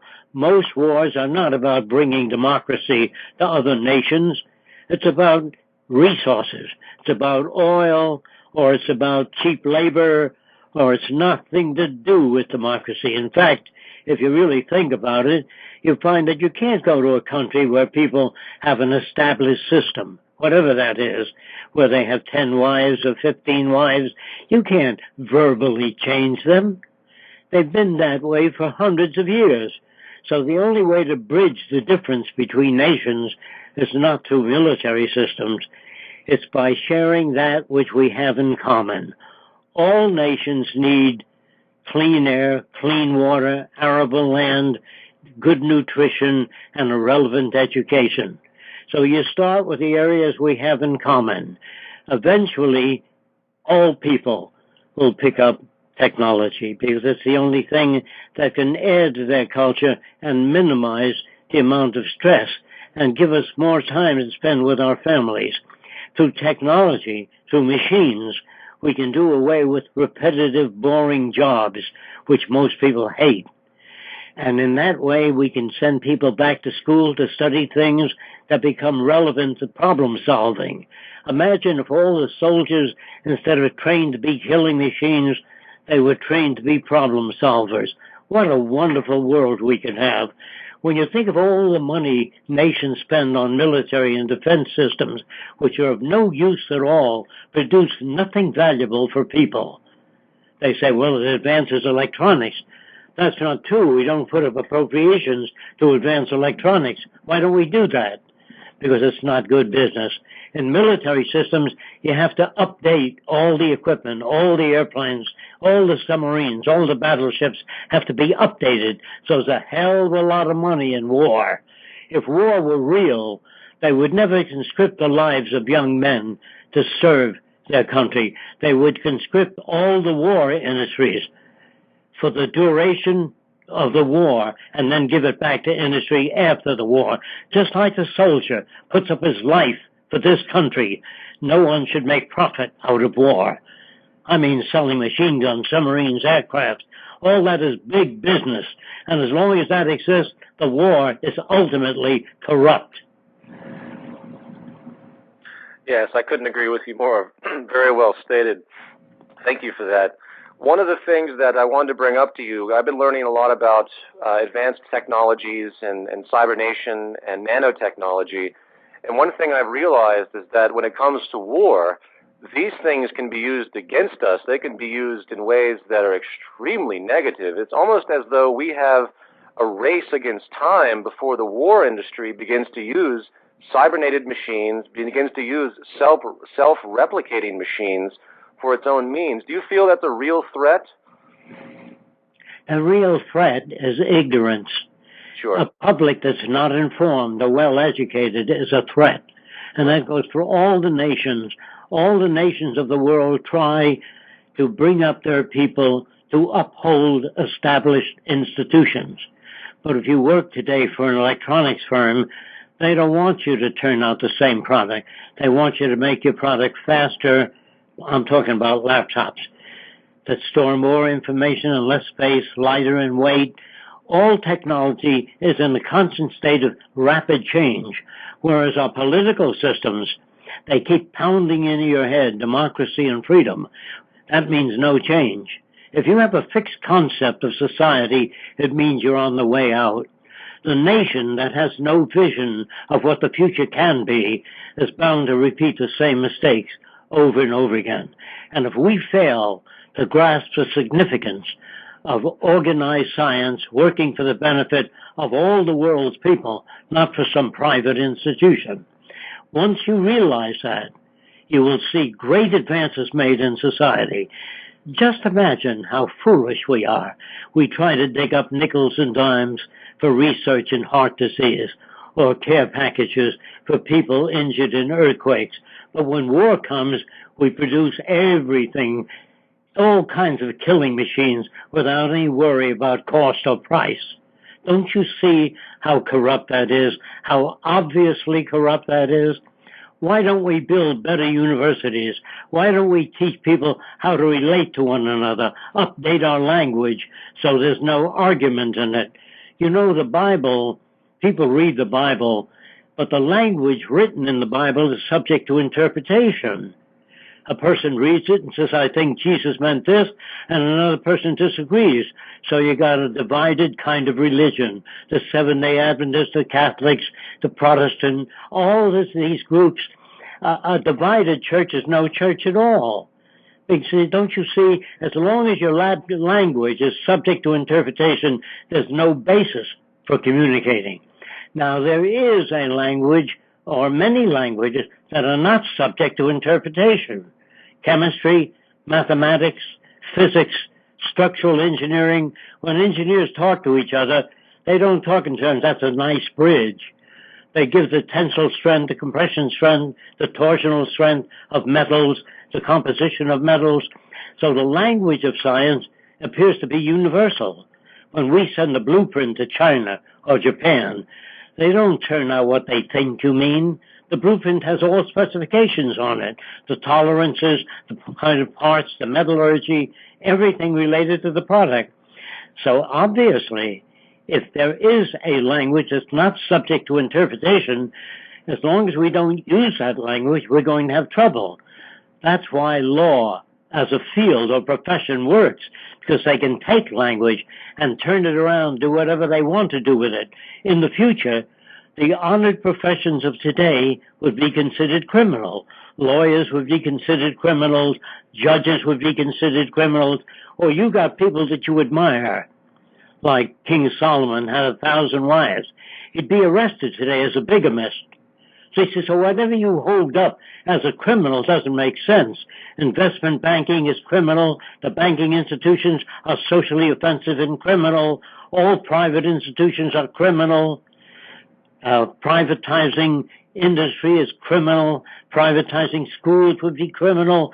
The public domain is the most important thing. How well educated people are, how healthy they are, how rich their lives are, and this is what the Venus Project concerns itself with, the well-being of all the world's people. That's fantastic. I think I think that's the most important point to get across, that's for sure. There have been a lot of people speaking about the transition and getting problems from the establishment. In Zeitgeist Addendum, you mentioned how they're not going to give up the monetary system. The monetary system must fail. What kind of problems do you see arising in the course of this transition, and can you be specific with it? Yes, a rapid rate in crime, uprisings of minorities, and then police putting in, or lawyers or government people putting in new laws, such as certain people have to be in the house by 9 o'clock. They're not supposed to be walking around at night. They're going to try to manage the disruptions caused by the free enterprise system. By the way, if you're not aware of this, the money that was given to banks is the same people that created the problem. So it means they really do control the country. You think you got a new administration in there. That's only an illusion, just like democracy is an illusion. It's always an illusion if people don't have access to nutritious food, if they can't afford it. If they can't afford medical care, then the word democracy has no meaning at all. Think about those things.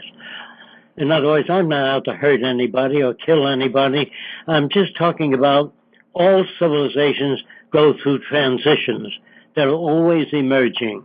And the concept of the transition means as we learn new things in technology, we apply it. We apply it militaristically. It is unfortunate that any single nation goes out into space, because I can assure you it's only a matter of time that nuclear weapons will be moving around out there or stationary, orbiting the Earth, ready to drop on any nation that doesn't behave in the way we consider correct.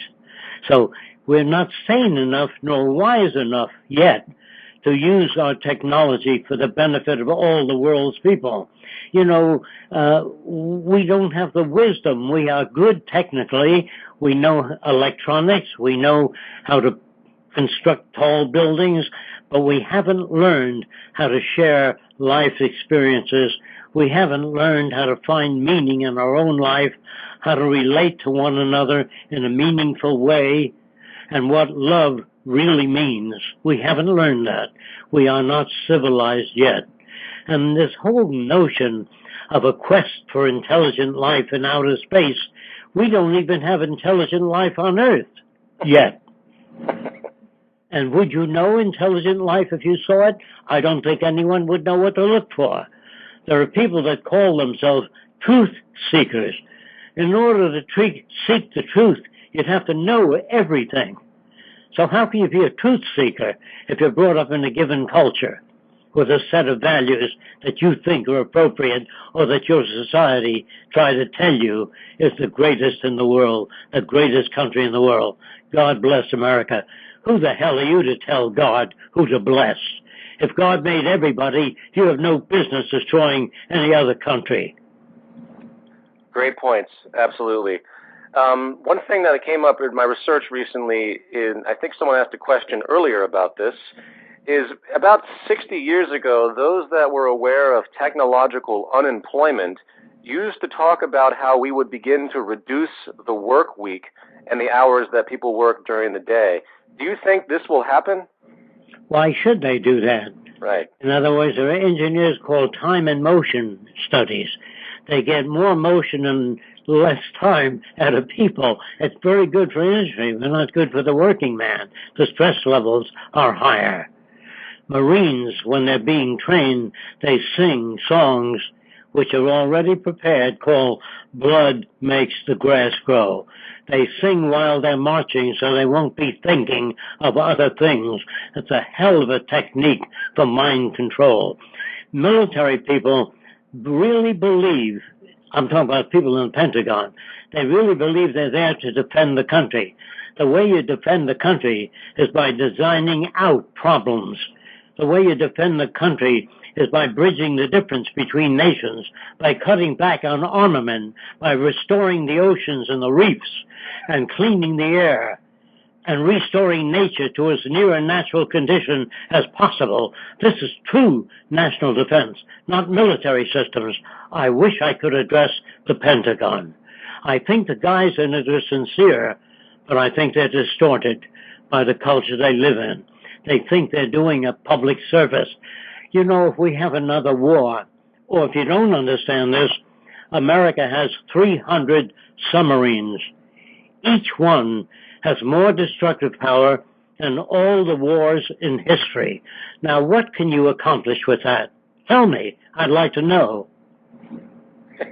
I completely agree with you. There's another thing. They have built a special place for senators and congressmen. It's under a mountain, and it has food for 6 months. Refrigeration, lights, electric generators. What do you come out to after 6 months? A radioactive planet? How stupid can you be? In other words, I'm trying to tell you that there's limitless dimensions to human stupidity if they're not well informed.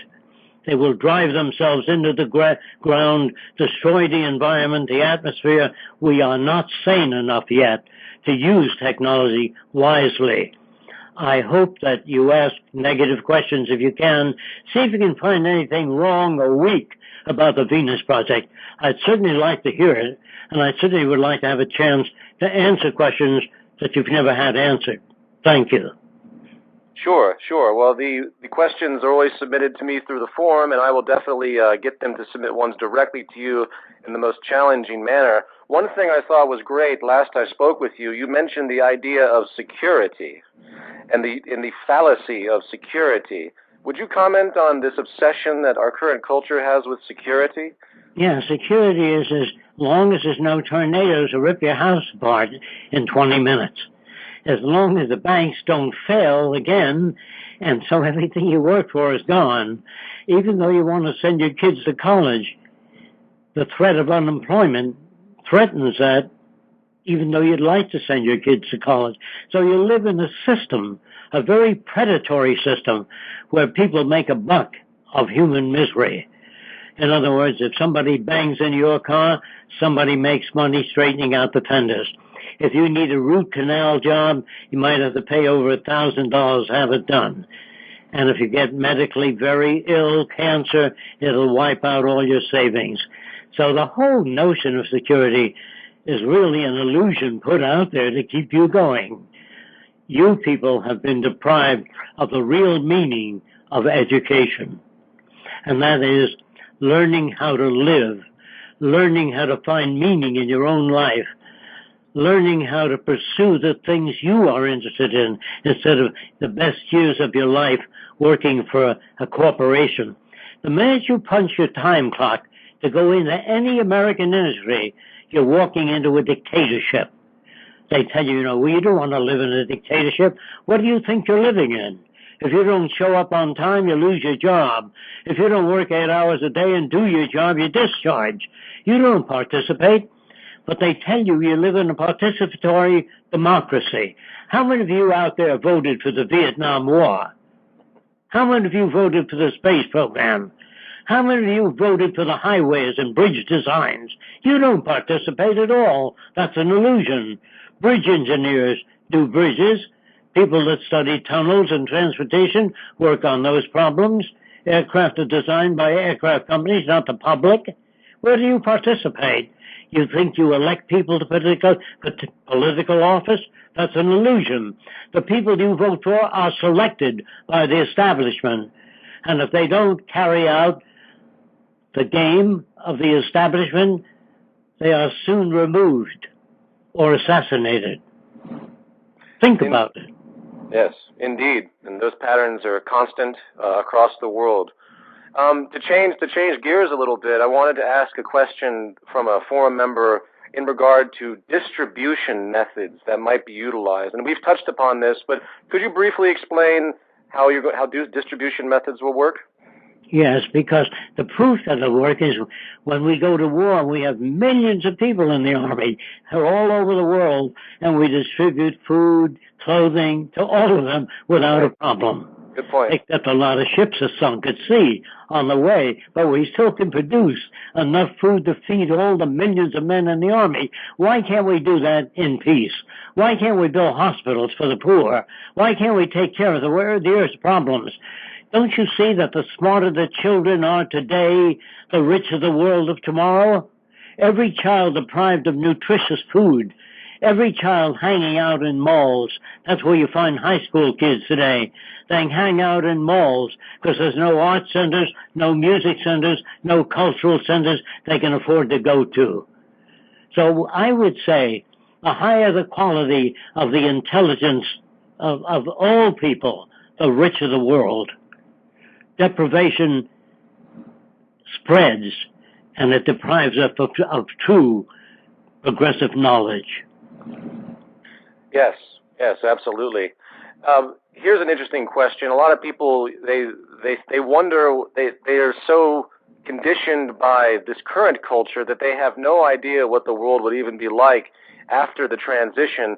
And the question is, what would the problems be after we transition into the Venus Project? The new language, it has reference. For example, let me tell you how terrible our language is today. Okay. We say things like, have a nice weekend. You know, why don't you say, have a nice life? Go all the way. Right. You understand? We say, have a nice vacation. Have a nice life. Go all the way. In other words, our churches even bless our war tanks. This is all anti-Christ. Right. Most of the churches today, not all of them, have become business institutions. They always need money for Jesus, or God needs money. God doesn't need any money. This is a human concept. Humans invent that to take care of their own establishment. Now, Jesus, as I understood the man, he would have dinner with the poor, he would work with the poor, with the prostitute, with the beggars. If people tried to stone another person, they would say, he who is without sin, let him cast the first stone.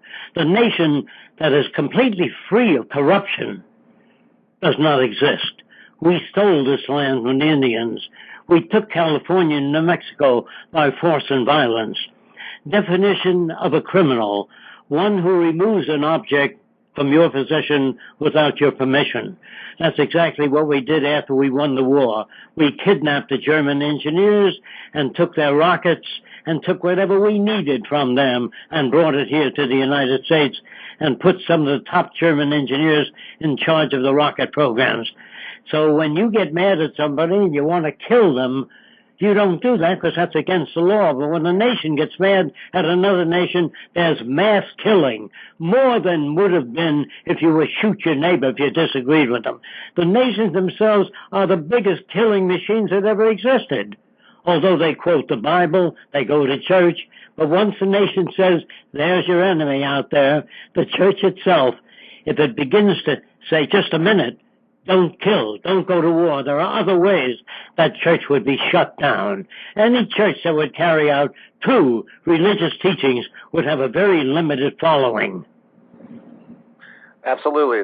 They have to survive in the monetary system just like every other group, and it's obviously very transparent to most people that establishment is extremely manipulated, and it's no different than really a corporation at this point. Everything that the establishment touches becomes corrupt. Right. When a doctor says, I think your kidney has to come out, we don't know if he's not trying to pay off a new boat he bought or a new house he bought. It's very hard in the monetary system to understand the intentions of people. Yes. You know, I got just the car you're looking for. In other words, take an honest Christian who works in a department store, and a woman, say, wants to buy a lamp for $20. If he's honest, he said, look, if you go next door, you can get the same lamp for $15. How long do you think he'd be working for that company? You see, it's very difficult in this system to be decent and fair.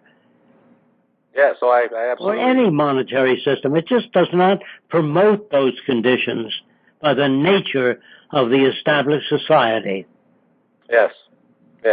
And it's amazing how people seem surprised when we have corrupt politicians taking bribes, and they seem surprised when we go to war for resources, and it becomes quite transparent. And there's a great deal of naivety, I think, out there, wouldn't you say, with the general population, because they really believe, most of them, in this system. You can't manipulate people unless they're naive. Right. Remember when, in the days of slavery, if you taught your slave how to read, you were fined. You see, if you educate people, you can't control them. Yes, yes. So there's the answer. If those of you that don't understand what I'm talking about, if you contact the Venus Project, we have many books that you can get hold of that describe how this system works, which is not in all your public libraries. It is not in your schools. It is not in your universities. I can name a whole batch of books that you never heard of that really describe the way our country operates. Yes, yes. And I recommend the reading list to everybody, and they should definitely get your books. And yes, absolutely. Also, I recommend people to get books and put them in libraries. People have been putting my movies in libraries, school libraries. I think it would be great to have your books donated to local libraries too. So that would be wonderful. Yes. Great. Actually, the reading list is on our blog, and you can get direct links right to Amazon to purchase them. Right, right. Well, that's great. I think that information in your book is wonderful. That's definitely a great starting point for people to learn about this stuff. I want to rephrase my prior question. You had mentioned before that the only real threats to humanity are threats that are common to all people. That's disease, heart disease, cystic fibrosis, degeneration of the retina, tsunamis, hurricanes, tornadoes, floods. This is what we should be working on. The threat to mankind, not other nations, not killing people, but preservation of the environment, restoring it, rebuilding the reefs, removing the pollution that we dumped into the ocean. All ships pump their bilge oil out into the ocean, and lots of garbage and waste. We depend on the ocean for survival. We are really killing ourselves due to the fact that the public is not educated in the real essence that supports survival for all people. That's a major threat. Irrelevant education.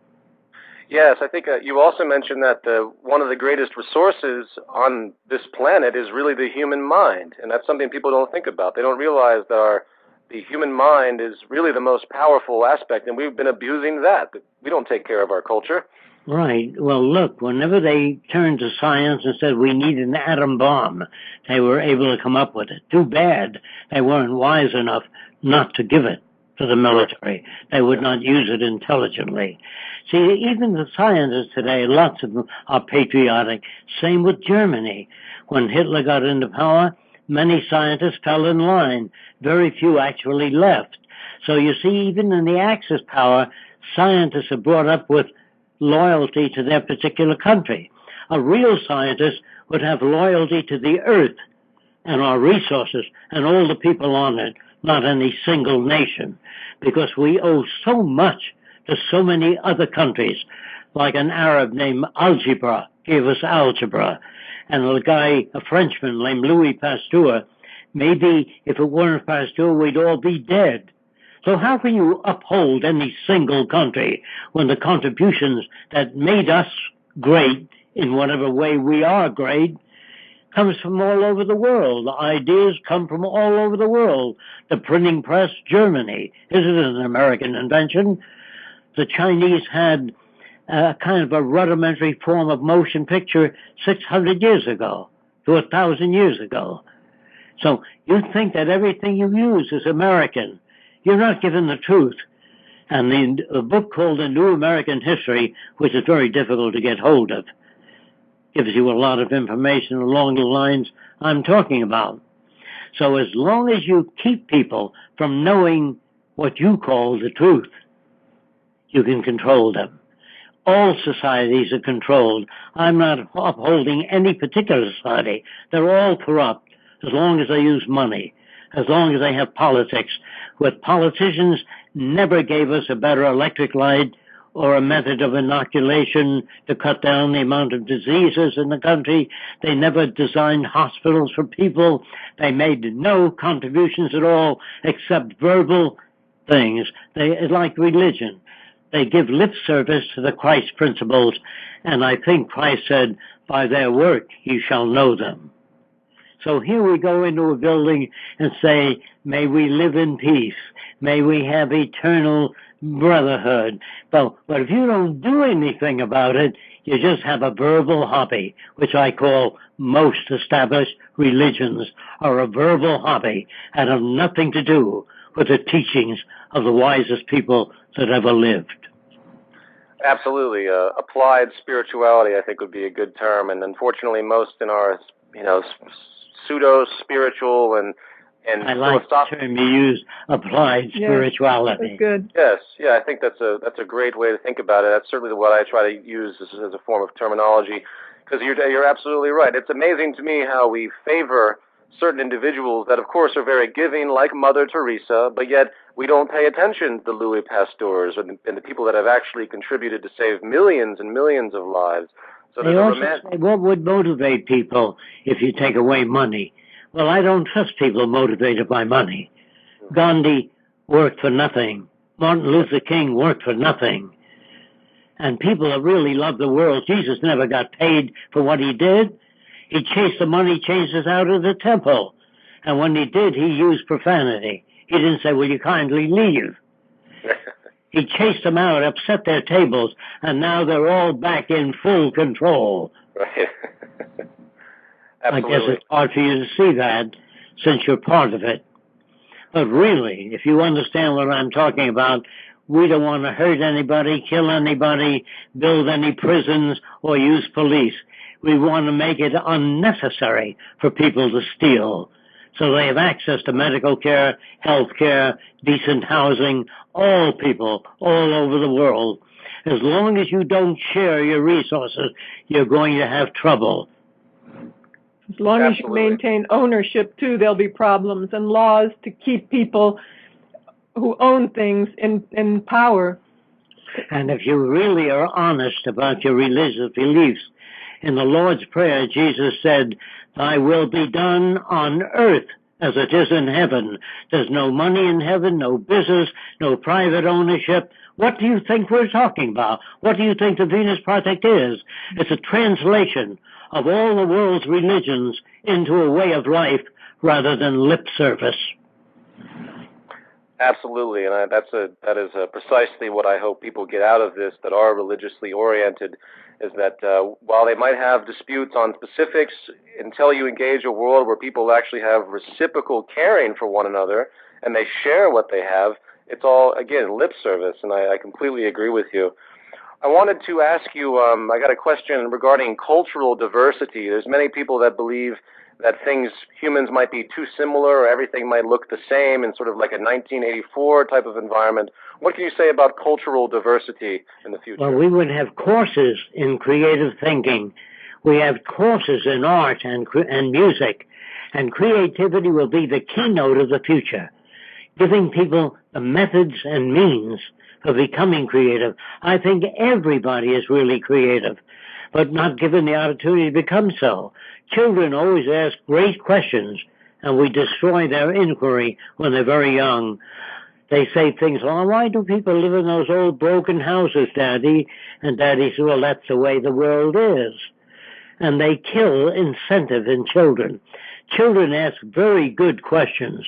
And so, in the future, no one will be in charge of a fixed point of view, or we will always be emerging into new dimensions of thinking the broadest range possible. We will encourage all people to become creative in the arts and sciences. This is the keynote of the Venus Project, creativity. And also you have to remember that it's not what people wear or their clothing or their hairdos or the way they dance that makes them individuals. It's how you think and how creative one is. I always say to people when they ask that, well, do you think Jacque is creative or an individual? He's the most individual and creative person I know. He wouldn't come up with a society that would squelch that for everyone else. Of course, and he's not wearing earrings, and he doesn't have tattoos. And that is unfortunately the vanity that we see in this culture, which just keeps growing every single year. And people have been brainwashed by the corporate industry to identify themselves with their property and the way they look. And I think that's a big hurdle, of course. And so all news is managed news. You get what they want you to hear. You really don't have news on your broadcasting or your newspapers. Who gives a damn if somebody is getting a divorce, a movie star, or she becomes pregnant because she's not married? Who gives a damn about those things? That's irrelevant. It's a sick society that supports that. That belongs in a psychological journal, not in the newspapers. That's a fantastic point. I couldn't agree more. I had a technical question. Somebody wanted some clarification on the carrying capacity of the Earth as it relates to technology. And what they're asking is, does the carrying capacity increase as technology advances?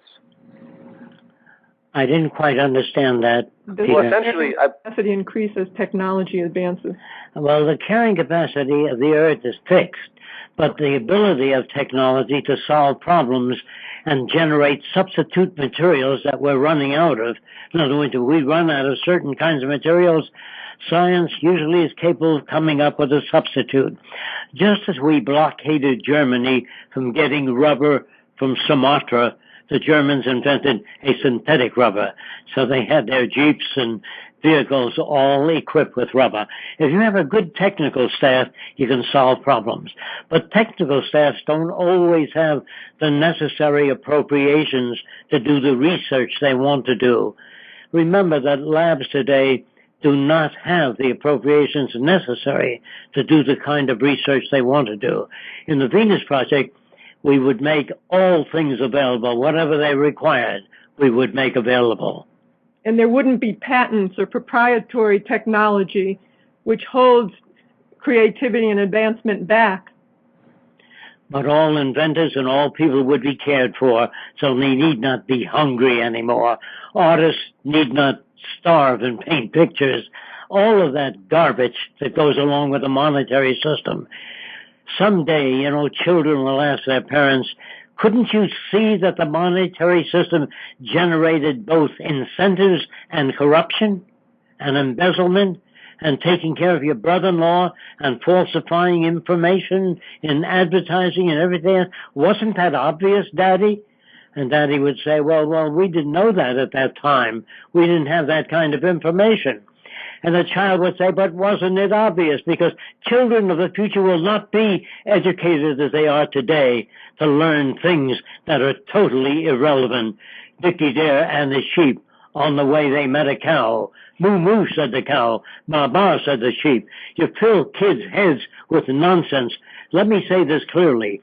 Children can learn geology, reforestation, they can learn the ocean sciences, marine biology, they can learn anything just as fast as you give them the Mickey Mouse Club. You are harming people when you do that. You hold them back. Children can learn anything.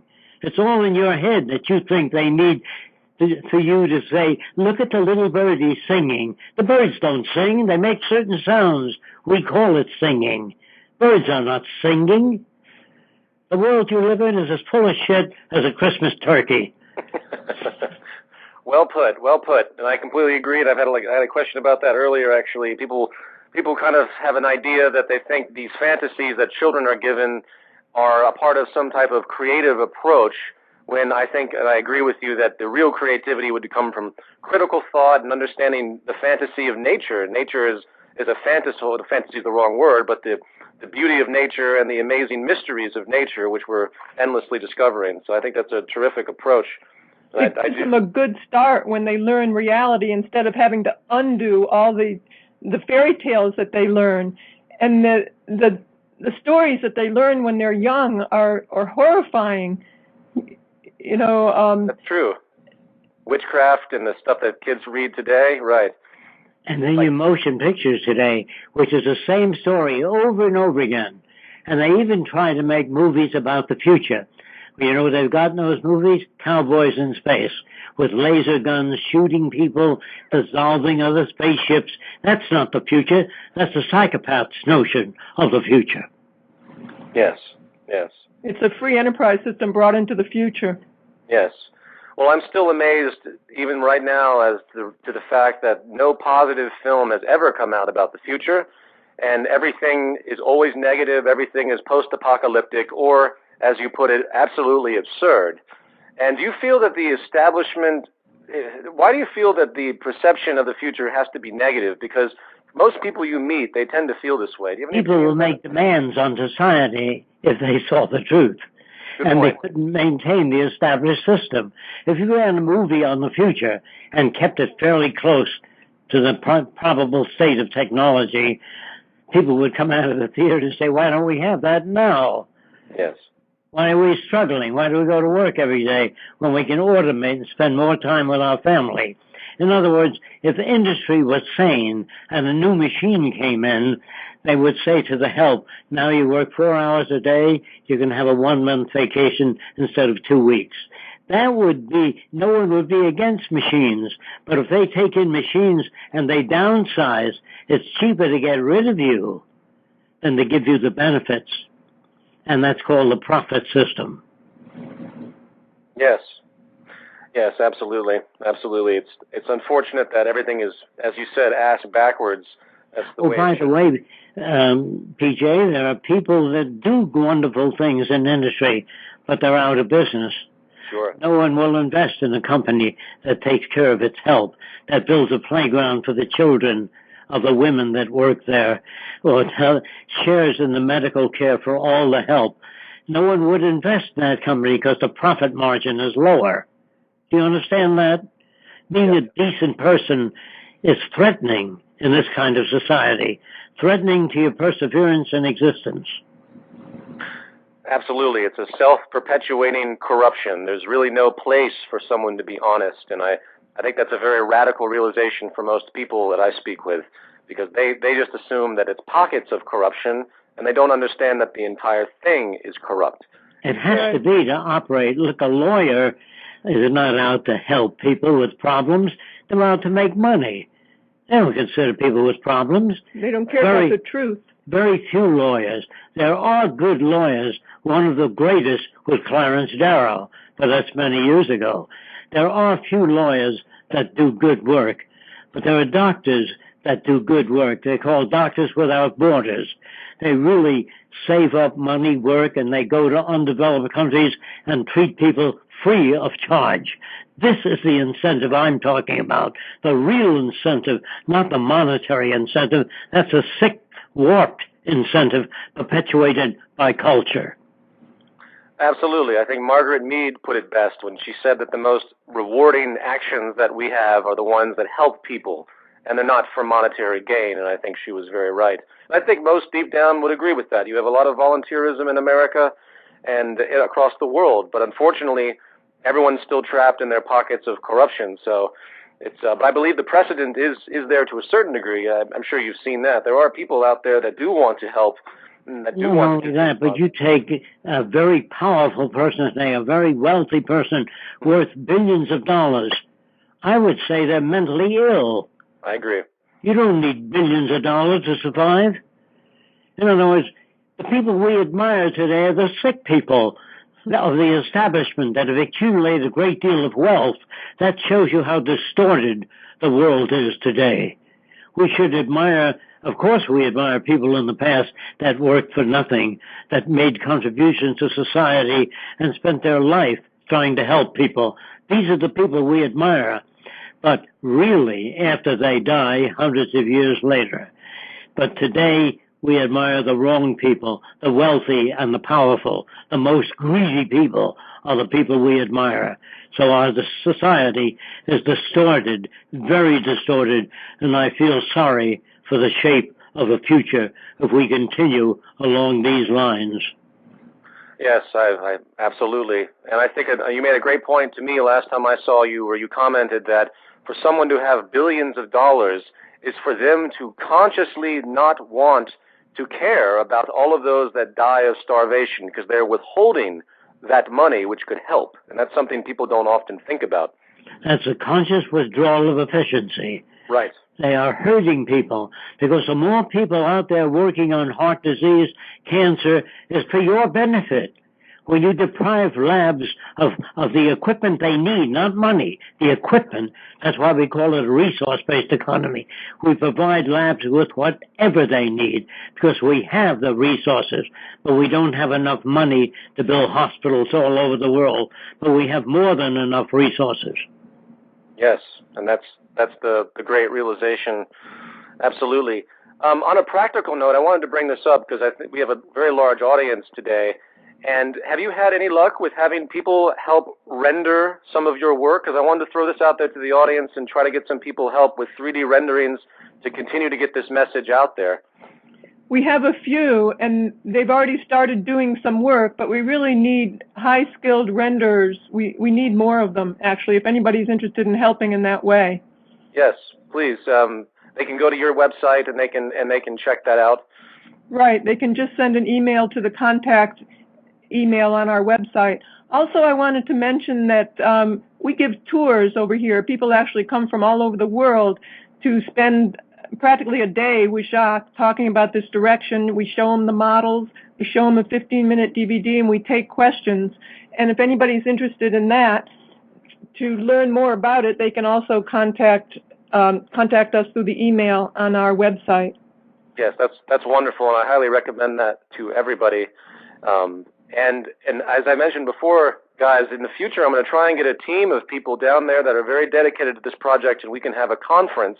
Great. Something else that I wanted to talk about publicly, because I'm gathering very dedicated people. We're very lucky to have a very large base of very honest, dedicated people that really want to push forward with this social direction. So hopefully very soon we can do that as well.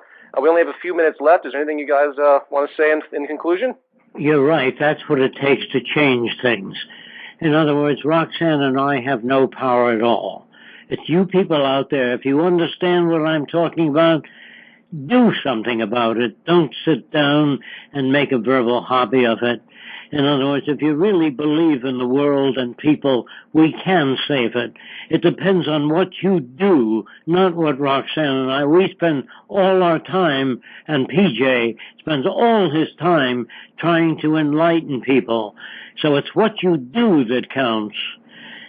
Don't put it all on us. People send us continuous advice as to what to do. We're up to our necks in answering email, and we're just two people, and we have to maintain 22 acres and mow the grass and write the scripts and shoot the pictures and build the models and write the manuscripts and do books in publications. That's just Roxanne and I and PJ doing all this work. We need your help and participation. That's what will make the transition. Otherwise, there won't be one.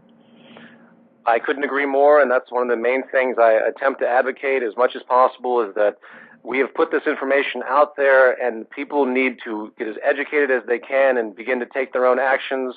And even if you have a 9-to-5 job, you can find an hour or two a week to help promote this direction in whatever way you can. So, right. I can put it another way.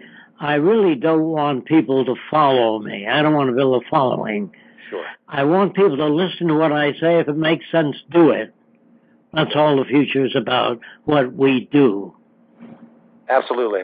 Absolutely. I couldn't agree more. I think that's the best way to go, and people need to begin to think for themselves as well, which is, of course, very important, using these tools that we're putting out there. So, excellent. Thank you very much, guys. I really appreciate you coming on. Thanks, Peter. Thanks, Peter, for the opportunity. I appreciate this. Absolutely, Noah. Yeah, I appreciate it very much, and I'll see you guys very soon, and have a wonderful rest of the weekend. You too. Thanks a lot, Peter. And have a wonderful life as well. That's right. Okay. Goodbye. Bye-bye. Thank you. Bye. Thank you very much, everybody, for listening. I'm sorry I didn't get to go through all the questions. I keep thinking that I'm going to be able to get through the number that I put down. But as a general average, I can only get through about 30, it seems, 30 to 40 at this time. So, when we set up the forum Q&A, it's first come, first served. So the faster you get there, and hopefully through time I can attempt to do more frequent shows, but it's just been very difficult with my schedule, and sometimes things get up in the air, and that's why I'm doing this on a Sunday.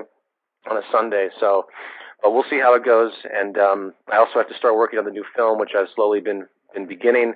And that's going to take an outrageous amount of time, but I'm hoping to be able to keep the momentum with all of this. And hopefully the website will reach a point of much more cohesiveness and coherency where it can function autonomously, where people can come in and they can know where to go and so forth. So I really appreciate it. And I'm going to leave you guys with a small little tip from Gordon Gekko.